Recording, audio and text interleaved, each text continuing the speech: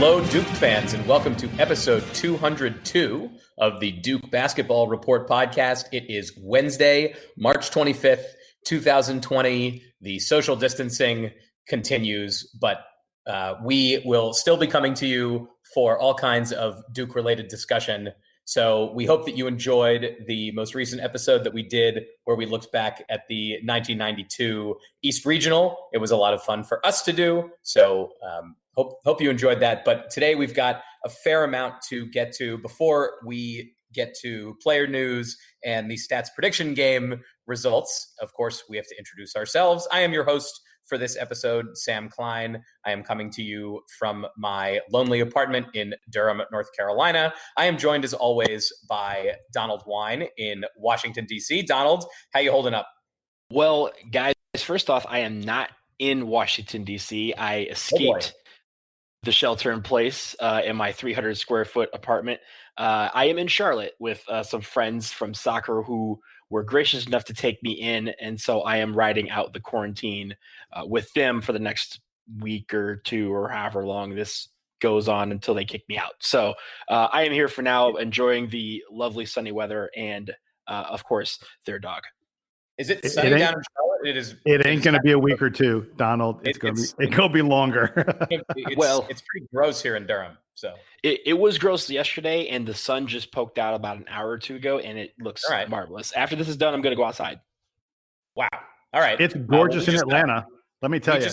We just got shelter in place orders in Durham as of a couple hours ago. So there will be no more going outside unless you absolutely need it. Speaking of not going outside, Jason Evans is at home in Atlanta still, I believe. I am, yes, sporting more and more of a beard. I asked my wife permission last night. It's not a competition. Sam would win the competition. I'm currently kicking your ass in that particular regard. You had a 2 or 3 year head start. But I asked my wife last night, and she kind of shrugged. So I'm going to go for a beard now until you get direction otherwise. Yes. You guys can go ahead and go for the beard. Meanwhile, I have shaved my head. And until this crisis is over, this is how my hair is going to look. Straight bald like that. So you guys can go for the beard. Huh? 2/3 of the podcast crew has no hair. Exactly. Well, I just have it on top. Yes. I only have it underneath. Yeah, sure. This is how I choose to live. Anyway, this is premium audio content because everyone obviously can see our faces. So, like I said, we'll get to all the player news. We'll get to guys who have left, guys who are coming in, what we don't yet know, and then we will take a quick break, and after that review the results of the stats prediction game, which I tabulated just a couple hours ago. I have some questions. I have some discrepancies that I need to run by you guys. We're going to do those live in a way that is fair, so that we get to an adequate winner. But I'm just going to go ahead and tell you. That whatever allows me to get the point, I'm in favor of. Anything that does not give me a point, we're going to hack out. But you'll see how that all goes. All right, let's start with I think what was the most surprising news of the last few days, which is that the announcement. I don't think it's come formally from Duke yet, but we have heard from Columbia University big man Patrick Tapé that he will be joining the Blue Devils next season as a graduate transfer. The Ivy League, of course, doesn't have the graduate student option, so you'll see more and more Ivy League players. Seth Towns was another one who is moving from Harvard to Ohio State. More of these Ivy League players who are choosing to transfer for their fourth years of eligibility. Tapé was injured this past spring, so was unable to participate in the 2019-2020 season. But in his junior year, averaged 11 points and 6 boards for the Lions. He is also a Charlotte native. So one of the cool things about this story is that he'll get to play his final year of eligibility a little bit closer to home, since he's just a couple hours. His parents are just a couple hours away in the Charlotte suburbs, I believe. So I want to ask the two of you, and I'll start with Jason. Give me your take on Tapé being a graduate transfer for Duke. This is something that we as Duke fans have talked a lot about, graduate transfers, and some guys have gotten very close to being graduate transfers for Duke, but but this is really the first one that appears like it's going to pan out for Mike Krzyzewski's program. Yeah, and first of all, the most important thing, his last name is spelled Tape, but you are correct. It is not pronounced tape like Scotch tape. It is Tapé. And in fact, DBR poster Brevity came up with a great way for people to remember how to pronounce his name. He said, if an opponent tries to challenge our front court, they'll be hell to pay. So Tapé is the correct way to pronounce his name, and I'm glad that we are getting it right here on the podcast, and I hope all the Duke fans out there will get it right. This guy is exactly what we want. I had written to some Duke fan friends of mine when there was started to be talk that Duke was getting involved with a few of these grad transfers from the Ivy League, and I said, the one I want is Patrick Tapé. I don't know that he's the best of them. In fact, I'm pretty sure he's not the best of them, but he fits our need just so nicely. I mean, we're talking about a large, athletic, experienced big man, a guy who's going to protect the rim and finish, inside of 5 feet. We're not talking about a guy who's going to be a double-double machine. We're not talking about another Vernon Carey. We're not talking about a guy who's going to play 30 minutes a night. But I think, for someone who can man the post, someone who can bang with the big men from Carolina and some of the other teams that have big players, I think this is a incredibly valuable addition to next year's team. I wouldn't be shocked if he averaged like maybe 7 or 8 points per game and about 6 rebounds per game. And, again, provide some rim protection playing 15 to 20 minutes. I think that's the kind of thing he can give to us. And he makes us older. He makes us more experienced. He makes us more mature, and he makes us stronger. The guy is just physically, you can tell he is a strong man in the middle. And this is exactly what Duke needed for next year. The front court for Duke next year was going to be particularly young. And as you note, experience is one of the major things that he brings. So for all the freshman big men that Duke is going to be integrating onto the team next year, you can see Tapé playing a major role. He won't necessarily be a captain because he's a transfer, but you can see him bringing leadership and that sort of work ethic to a team that's going to have a lot of young players next season. Donald, anything to add on Patrick Tapé transferring to Duke? Well, I like that he, just looking at his highlight reel, he looks to be very good in the paint, and he's very polished with grabbing the ball and going to the basket. So really he can shoot with either his right or left hand. So I think that is always a good thing to see, because especially with our offense, he's going to be coming from anywhere in the court. And one thing that I will note that it looked like he's very good at doing is catching the ball in transition, which is something that we've been going for in the last few years. So if he can catch the ball in transition, he can, score with footwork in the paint. He can post up, he can roll the rim, he can be physical, he can be strong and aggressive. Those are things that we're looking for, and really him and Mark Williams competing to be the start of the 5. That competition is one that I can't wait to see, because I think both of them will get better. And really, if we can have that experienced leadership in the front court, that'll help our team immensely next year. Jason, talk to me a little bit about some of the teams that Tapé has faced. I know that taking a look at his game log, I see games against some Power 5 opponents like Boston College, Northwestern, Rutgers. What do you see in his production? Yeah, you read my mind. I wanted to mention, look, people are going to hear Ivy League, Columbia, and they're going to think he hasn't played, many legit ACC caliber big men. And the reality is he has, and he's performed fairly well against them. If you, you pointed out the teams, you go back to his last season in school, which was 2018-19. Again, he sat out last year. He had a run of 3 consecutive games against BC, Rutgers, and Northwestern. All 3 of those games were on the road. But in all 3 of those games, he averaged 16 points per game in those 3 games, scored 17 against BC, 15 against Rutgers, 18 against Northwestern. The rebound totals weren't huge, only about 4 rebounds, in those games, but, he blocked a shot here or there. One of the big keys is he's a very efficient shooter. As Donald mentioned, he does his work around the basket and he scores really effectively around the basket. And again, against those 3 Power 5 opponents, he was hitting 60, 75, 80% of his shots. As I said at the start, I think he is exactly what the doctor ordered for Duke. He's going to be able to finish off of passes from our penetrators and the guys that dump him the ball in the post. He's going to be able to defend. He's going to be able to protect the rim a bit, and he's going to grab some rebounds. And he's shown while he has mostly played against Ivy League competition, he's shown against Power 5 competition that he can compete. Yeah, shooting nearly 70% total against those three opponents makes me really excited about the fact that he's going to bring some high quality skill set to Duke in the ACC next season. He doesn't have to be really good at anything, but the fact that he has that one skill set that appears to be fairly polished is a good sign and shows why Coach K was interested in pursuing him. All right, so let's move on from additions to subtractions. We'll start with the one I think that we are ready to celebrate the most, which is Tre Jones. We talked a little bit about him on the last episode, but Tre Jones, Instagram official, is leaving for the NBA. He's going to the draft. He accomplished a lot this year: ACC Player of the Year, ACC Defensive Player of the Year. Really, just an outstanding season. He lifted his 3-point field goal percentage by over 10%. He just became the rock for Duke. So I want to take a few moments and reflect on Tre Jones's 2-year career. And I'll start with Donald. Donald, what do you think is the thing we're going to remember most about Tre Jones and the impact that he had at Duke? The thing I remember the most, first of all, is how much fun he appeared to have on the court.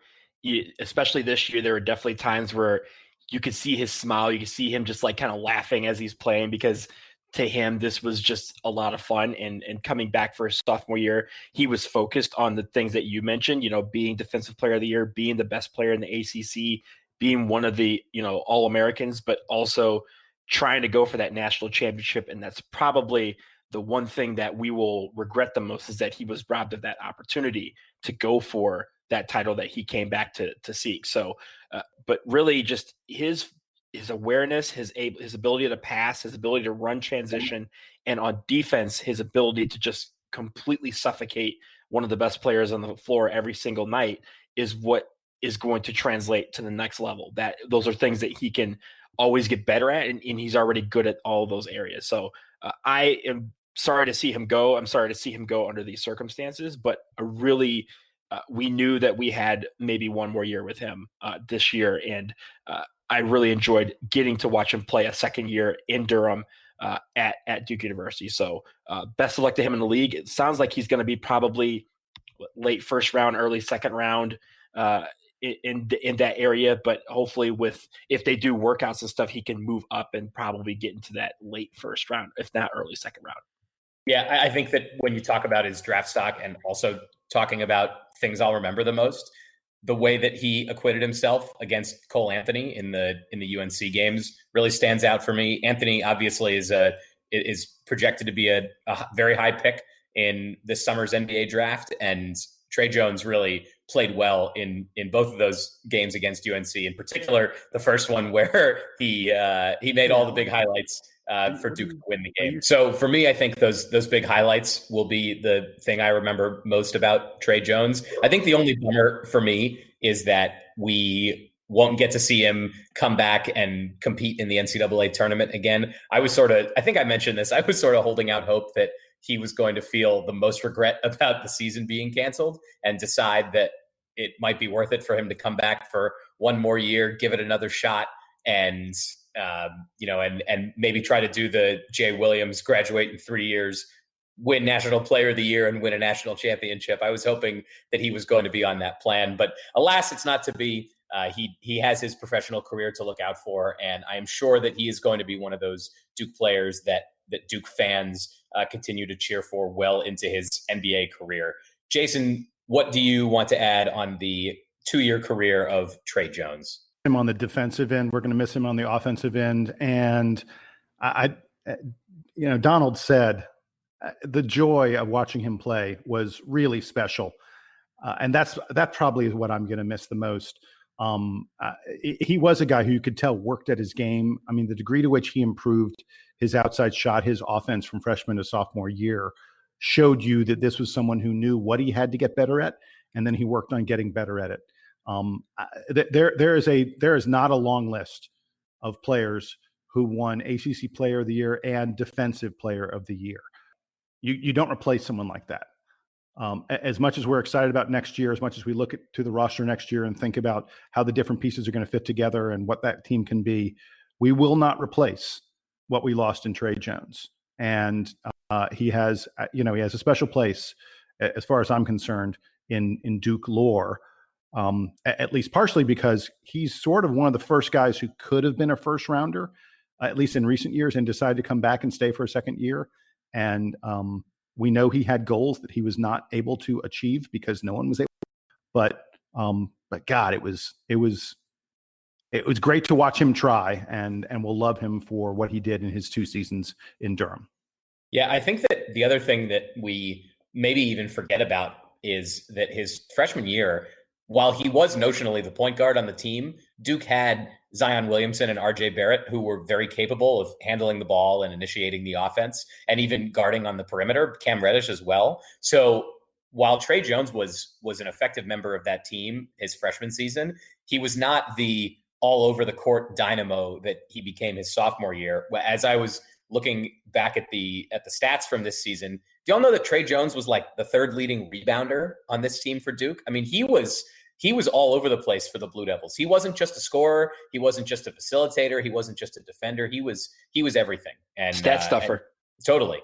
And Jason, you said it. We'll miss him in a variety of ways. So it'll be interesting to see how Duke replaces him next season. I want to move along though to a departure. I don't think that we certainly didn't talk about it being a possibility. It might have been at the back of people's heads. But Alex O'Connell announced that he is transferring, or is in the transfer portal, presumably transferring after 3 seasons at Duke, where he had something of an up and down career. He certainly flashed a lot of athleticism, but wasn't ever really able to put it together for big stretches of minutes. So, Jason, what do you think about Alex O'Connell deciding to leave Duke and explore his transfer opportunity, not as a graduate student, so he'll have to sit out next season? I'm sad to see him go. I think there's a reality. You said you wanted to just talk about Alex O'Connell. I'm going to bring Joey Baker into the conversation because I don't know that you can talk about one without the other. I think the reality is there was room for one of those guys next year and not both of them. And Joey Baker announced that he is returning to Durham next season. Correct. I just don't think with the players that Duke is bringing in, with what happened at the end of this season where they both got squeezed for time, I think there wasn't really a place for both of those guys to find minutes at Duke next season. Heck, there was barely a place for both of them to find minutes this season. And as a result, it's not really that surprising. It was shortly after Joey Baker said he was coming back that we heard that Alex O'Connell was leaving, or it may have been flipped. I don't even remember. Events the past week have been pretty crazy. Baker announced early relative. I think his was the first announcement. His was first of everything. I remember seeing it and thinking, okay, like, was this an announcement that was imminent? Like, I didn't know that this needed the full social media treatment. But the thing about Baker was there was some talk that he could potentially be looking to transfer because there's a lot of competition on the wing next year at Duke, and he didn't have a huge. I mean, like, look, he played a good bit. He played double-digit minutes in plenty of games for Duke. But that waned down the stretch. And whenever you have a situation like that with a player, people worry, oh, is this guy maybe going to be disappointed in his amount of playing time and, his opportunity and decide not to come back? And so Joey Baker took that off the table very, very quickly and said, year 3 at Cameron coming up. As for Alex O'Connell, Sam, you summed it up really nicely when you said he had moments. He had some great moments. Boy, if he could play at no place but at Syracuse, Alex O'Connell would have been an all ACC performer. He was great against the Orange, but he had other games where you could sense his confidence was waning, and he sometimes struggled a little bit on defense, especially on help defense. But this was a kid who loved being at Duke. He's not leaving with any bad feelings, I don't think. At least his social media profiles and what we know of the program tells us that he left because he wanted to go someplace else to get a little more opportunity, not because he wasn't happy with how he'd been in his 3 years at Duke. And I think that we've already heard there's a lot of major, college basketball teams that are very interested in Alex O'Connell. I will not be at all surprised if he goes to a fairly significant program and he averages double figures for them next year or whenever it is he gets his eligibility. A great kid, a great athlete. And someone who, as far as I'm concerned, always be a part of the Duke family. I love the kid. His dad played for Duke. He's an Atlanta boy. I wish him all the best. And I almost wish he could go to Georgia Tech. I know Georgia Tech desperately wanted him, and that program could use him. And I'd like seeing him in my hometown again. I know that Georgia Tech's not really in the cards just because the way transfer rules work inside the conference. He should really transfer to Syracuse. Jason, given his being from Georgia, wouldn't be surprised to see him look at a bunch of SEC schools as well, because he's still almost certainly a Power 5 type of player. It's not like he's going to be going down in quality of competition next season. So wouldn't be surprised to see a few of those schools. Donald, what'd you have to add on Alex O'Connell? Well, Jason mentioned how Georgia Tech wanted him back when he was being recruited, and he ended up coming to Duke after we came in last minute. Well, it came out in the Atlanta Journal-Constitution, I believe yesterday, that Josh Pastner does want him, and he's trying to get Alex O'Connell now that he's in the transfer portal. Now, the one thing, there's a couple of things. One, the transfer rules don't necessarily apply to in-conference, but what it is a school can place limitations on where that player can transfer. And they could say Georgia Tech is off limits, but with their recent, prohibition from the NCAA tournament that never happened, I wonder how that plays into it. There's also the caveat that the NCAA is considering allowing players to be able to transfer once and not have to sit out. If that took effect this summer, then he would be able to play wherever he went immediately. But getting back to losing him from our team, I think it's one of the things where, like you guys said, the writing was on the wall with regards to playing and competition for playing minutes. And because he didn't play as much this year that he did the year before, his numbers went down. And really, we counted on him. The one thing that would have kept him on the floor would have been his 3-point shooting if he was nailing them at that close to 50% rate that he was doing a couple years ago. But this year, he only shot 27%. And when you're shooting 27% from three, and that's what's keeping you on the floor, there's a reason why there's a few games where he just didn't see a lot of playing time. So I am sorry to see him go. I wish he would have stuck around for his senior year, but I'm going to wish him the best wherever he ends up. And Jason, like you said, I think wherever he does end up, he's going to ball out. He's going to be one of those guys that kind of has a renaissance and averages, double-digit minutes and points per game. So looking ahead, we haven't heard any official news on some of Duke's other players who you could envision potentially going pro or deciding that they would succeed more in other programs. So we won't spend too much time, but Jason, any thoughts on the upcoming decisions for Wendell Moore, Matthew Hurt, or Cassius Stanley? We've gotten some little tiny hints on these guys. It's by the way, you didn't mention Vernon Carey. Vernon Carey, who we presume is leaving. We just haven't heard the announcement officially. Vernon Carey was just named Freshman of the Year by the U.S. Basketball Writers. He's cleaning up in all the freshman awards. He's pretty consistently a second, maybe a third team All-American. Vernon Carey's leaving, and Godspeed to him. Dude was amazing. We've talked at length about Vernon Carey this season.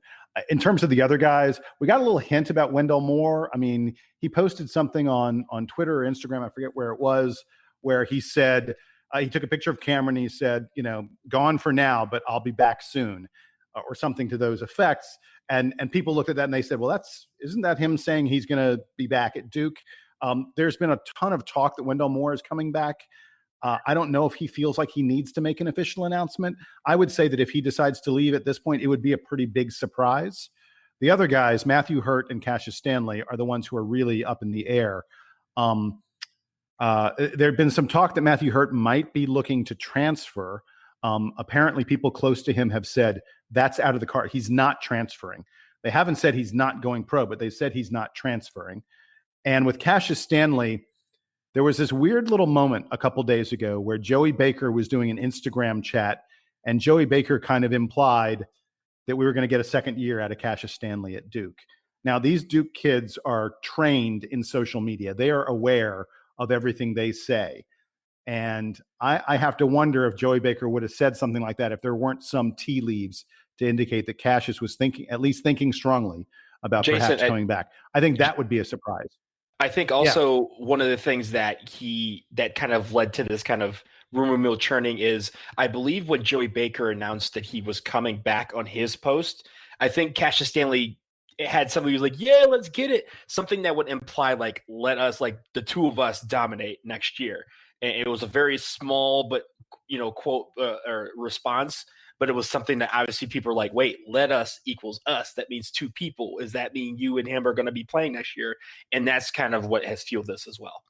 And look, we're all trying to read the tea leaves. We're trying to interpret social. Look, at one point, there are people who are looking at the profile picture that Matthew Hurt was posting on his Twitter profile for Clues. Folks, you got to kind of step back a little bit. The reality is none of us really know. Like I was saying, I think Wendell Moore leaning toward coming back. I would say probably at least one of Matthew Hurt or Cassius Stanley probably going to come back. I don't know. I think it's kind of unlikely to get both of them, but you never know. It's a possibility. But we're all just guessing at this point. It'd be great. It'd be great if we got him, though. Assuming that Vernon Carey is gone, there is room for all of them on the roster. And I think one of the things we learned this year is that it is fun as fans to have more uncertainty about exactly how the roster will shake out. One of the things we'll talk about in the stats game is the number of Jordan Goldwire starts, which we all wildly underpredicted this season. So as much as we can say, oh, well, if so-and-so is there, then it puts this other person on the bench, or it removes all of their minutes.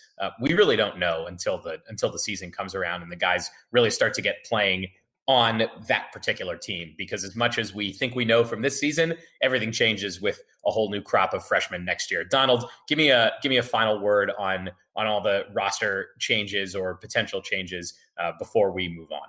Yeah, the one thing that I think is the uncertainty is the times that we live in, right? Like, a lot of these guys could have had their draft stock go way up because of a performance in the NCAA tournament, which didn't happen. So that adds to the uncertainty of whether or not these guys are coming back, where they're leaning. It's hard to get draft stock and get draft analysis from people on where they think they will slot up, because they don't have as much tape, especially the tape that most guys, most scouts like to look at the most, which is the postseason tournament. So it'll be interesting to see what happens. If Cassius Stanley came back, I think that would be a huge boost, not only to the team, but to the fans, because of that athleticism. He has that go get it attitude that, you see him fly through the air to dunk it over four people. That gets everybody on their feet. And he would be great to have that next year. But I think you guys are right in the sense that we'll probably get two. I don't think we'll get all three. It's just a matter of which of the three decides to go somewhere else or go to the league. Well, whenever those decisions happen, we will be back to discuss all of them. Right now, we're going to take a quick break and come back and recap the stats prediction game.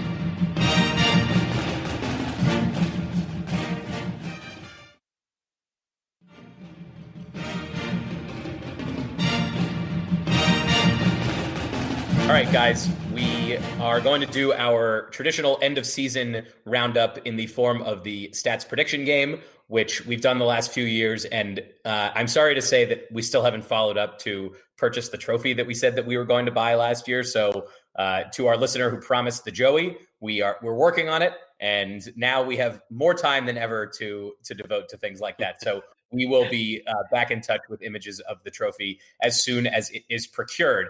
That being said, I am going to run down the results here. And as we're going through, there are a couple of items that may have some discrepancy in the way that we judge them. So what I'll do is I'll ask you guys before I reveal the sort of results of it, what you think about the fairness of awarding points to certain people based on the way they predicted things, and we'll go from there. Does that sound okay, Donald and Jason? Yes? Sounds good to me. All right. So Thumbs here up. we go. Yep. In the first category, most points, all three of us predicted that would be Matthew Hurt. Matthew Hurt ended up fifth on the team in most points, so nobody gets points for that. Vernon Carey ran away with this category. He scored 552 points, which is astonishing for a freshman big man who didn't get any postseason games to achieve anymore. So really well done by Vernon Carey. Most rebounds, we all predicted it was going to be Vernon Carey. He also ran away with that one, 272 of them. Cassius Stanley was second with 141. And as I mentioned, Tre Jones, third with 123. Pretty good season for him on the glass. Most block shots. I predicted Vernon Carey. Donald and Jason both predicted that it would be Javin DeLaurier. That didn't work out for you. That did not work out. Vernon Carey. Wait, what happened? Wait, what happened? Sorry, what? I said, who did that? So Vernon Carey ran away with block shots. I will take the point for that one. Most assists. All three of us guessed Tre Jones. Thank God we were all right. So that was I think that was the we all felt the most confident in. Most steals. Hey, hey, Sam, who was second? Was Jordan Goldwire second? Who was second in assists on the team? Yeah, Jordan Goldwire was second. As we get to most steals, Jason and I both predicted it would be Tre Jones. Donald predicted Jordan Goldwire, and this was closer than I thought it would be. Tre had 51, and Jordan Goldwire had 47 steals. Much fewer minutes. So Jason and I get the point for that one, but Donald on a race basis, totally crushed. Props to Donald. That was I mean, when we made these predictions, I mean, Jordan Goldwire for that one. A lot of minutes. Yeah, that's impressive, Donald. Good job. You don't get the point though. Yeah, that was good. All right. Moving on to highest field goal percentage. And with a minimum of one field goal attempt per game. So I guess Vernon Carey, Donald and Jason both guessed Javin DeLaurier. This one was also close. DeLaurier had 55% and Carey 57.7%. So I just barely edge out on highest field goal percentage, but everybody made worthy guesses. Hey, can I just go for the record that I don't like this game right now? Yes. Which is more than we can. I was going to say that everyone so far has had decent guesses, with the exception of all of us picking Matthew Hurt to score the most points for some reason. I am coming to a category now where one of us made a horrible pick, which is highest 3-point percentage. Oh, that's me. That's me. Yeah, so I got that one. So do we get do those of us who picked or does the person who picked the best pick get a point here, or do you have to have picked the person who ended up on top? No. Donald, I'm going to ask you because Jason already knows that he's out of the running for this one. You said, is it the best person? Because the Matthew Hurt one we didn't get points for that. So right, but we all guessed the same. Oh, we all picked the same one. Last year, the closest person got it. Okay, so in that case, if they did, yeah, there was a couple where I got a point because I was the closest. So if we're dead on.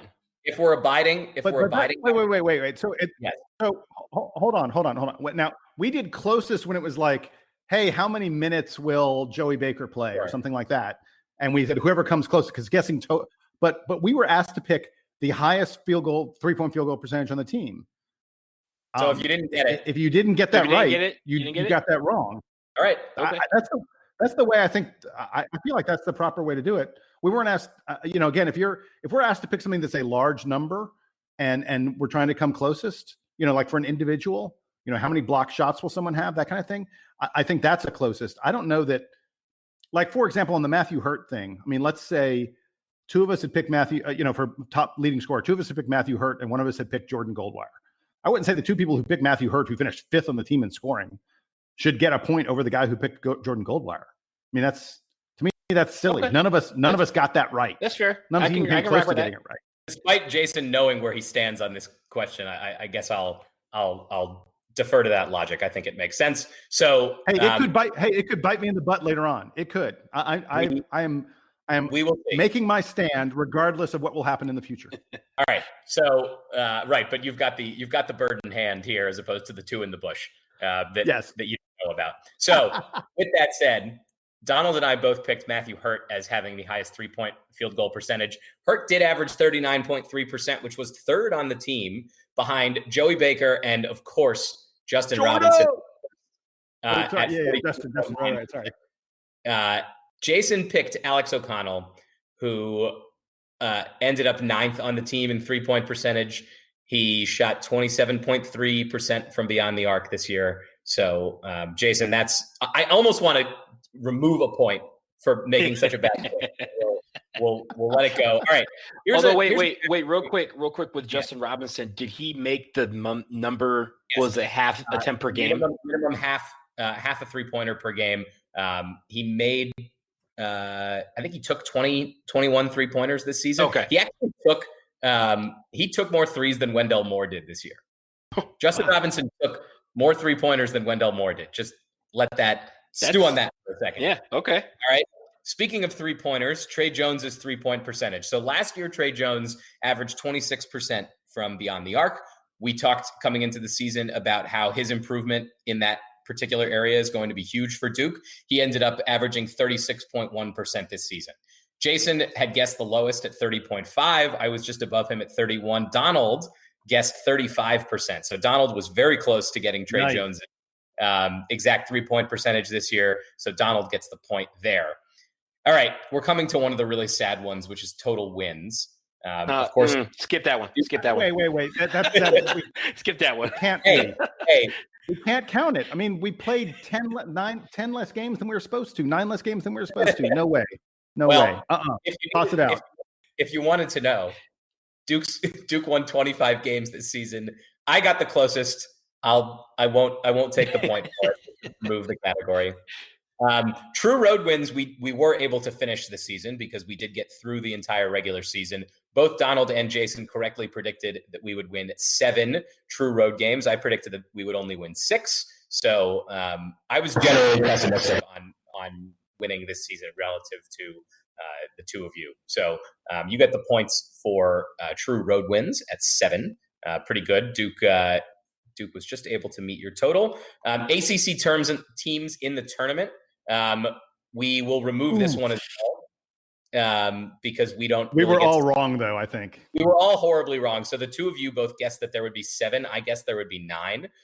Technically, nope, we don't know. Although, of course, in the back of our heads, we realized that the two of you were closer than I was going to be because there were certainly not going to be 7 teams in ACC teams in the NCAA tournament. So no points for that. Jordan Goldwire total starts. So Jordan Goldwire far exceeded our expectations, and he started 15 games this season. Donald was the closest. He guessed nearly 7. I guessed 5, and Jason guessed 4. So we'll give Donald the point for that one. Next up, we've got Joey Baker's total minutes. Jason just ekes this one out. So Joey Baker had 338 minutes this season. Jason guessed 297. Donald guessed 400, and I was the low man at 174. So I was going to say, I feel bad for Donald because had we played an ACC and an NCAA tournament, I bet he would have won that one. But I still get the point. Damn, we could choose to remove it on the basis of we're missing 6 games of production. No, I'll let Jason have it. Wait a second. No. We should remove it. I actually think we should remove it. I think total minutes, we should probably remove it. All right. So I need Although Joey Baker, I mean, actually, wait, hold on. The other thing is, God love him, Joey, but how much was he going to play in the ACC and NCAA tournament? I mean, based on the final few games of the season, well, yeah, probably less than 8 minutes, less than 10 minutes. Now we're parsing these differences. He wouldn't have had to play that much more for Donald to have gotten the points here. So if he had played 10 more minutes, would Donald have gotten the point? Yes. Then we should wipe it. It shouldn't exist then. Yeah. All right. So we'll get rid of that one. Moving on, the next category was number of players who play at least 150 minutes. This is one that we also might want to remove, although I don't think it wouldn't have ended up making a difference. Jason got this one right at 10. Donald guessed 11 and I guessed 9. It's possible that by the end of the season, we would have gotten one more player to 150 minutes, but it's unlikely to have been the case. So who would have been that player? Was it J-Rob? Yeah, I think so. Oh, yeah. Justin Robinson was at 102 minutes for the season. So he would have had to play another 48, which if Duke had 2 games NCAA tournament run, it could have happened. I don't know. All right, this category's out. I think it's got to be out, and I think Donald probably would have won. I mean, like the way he was playing, is there any way that J-Rob was? I mean, I guess it depends on how many games Duke was going to play. If we'd assumed we'd play 2 more games, he would have had to average 24 minutes, which I can do that math. Yeah, I can do that math. I know. Do. It's very possible that that was going to be the case. So I think Donald got robbed there. I've been saying that a lot. I've been saying this a lot. Next one, of course, is our favorite category, number of 100-point games. Duke had 2 of them. Donald and Jason both guessed 2. I guessed that there would be none. I am a little bit salty about this one because one of those games was a loss to Wake Forest. So I am bummed about that outcome, but you guys do get the points. Here's one that, again, we could, if we really wanted to get technical, say that we really needed to play out the season to find out how many total points we were going to get from walk-ons this season. However, given that we only had 2 points, only 2 points from Mike Buckmeyer. I got that win. I got this one. And Jason predicted 5. I predicted 19, and Donald predicted 27. So unless we're either counting Justin Robinson or assuming that Mike Buckmeyer was about to have the NCAA tournament of his life, I think I'm comfortable giving that one to Jason. Thank you. Moving on to Vernon Carey's total 3-pointers. This was an interesting one at the beginning of the season because we were sort of not expecting him. I think we were trying to figure out if the fact that he was taking 3-pointers in the preseason was an indicator that he was actually going to do that during the year, or if that was just whatever, we're just showing this off because we want opponents to be scared of it, especially early in the season. Didn't I guess some outrageous number? Didn't I guess like 12 or something like that? No, you guessed 7, Donald guessed 8, and I guessed 5. So Carey did end up hitting 8 3-pointers during the season. So Donald actually got this one while having the highest guess, and he only could have gone up from there. So 8 3-pointers for Vernon Carey. That's pretty good, given that we expected this season for him to almost exclusively be a back to the basket kind of inside type of player. So again, not that we need to say this again, but Vernon Carey, great year for Duke. And Jason, then the final 12. Jason, your 12 was from last year. It was the number of Marquise Bolden 3-point attempts. Yeah, and that ended up being what, none? One. Yes. Thank you. Thank you for reminding me. So, that was a bad prediction. The final category I am most proud of. I asked you all to predict Duke's KenPom defensive rank as of Selection Sunday. So we'll say that we didn't get Selection Sunday, but for all intents and purposes, we got to a final KenPom defensive rank, and I predicted exactly correctly that Duke would be 12th in the nation in KenPom defense. Donald guessed 8 and Jason guessed 5. So none of us were really out of the ballpark. I was just a little bit more pessimistic than the two of you were. So having redone the totals here, things ended up just about as close as they possibly could be. I got 6 questions right. Donald got 7 and Jason also got 6. So Donald won thanks to the shortened season. Yes. The stats prediction game champion this year in the weirdest stats prediction game results of all time, given that we had to throw out many of the questions since Duke's season didn't actually end. I thought that I was going to sneak out the victory here because I was the one benefiting from all the thrown out competitions because none of them were things that I won. So thought I was gonna get there. But can I just say that I love this game? I love the stats game. This is the greatest game on the planet. So in years where Duke only gets to play like 30 games, Donald has a distinct advantage in the stats game. What were you going to say, Jason?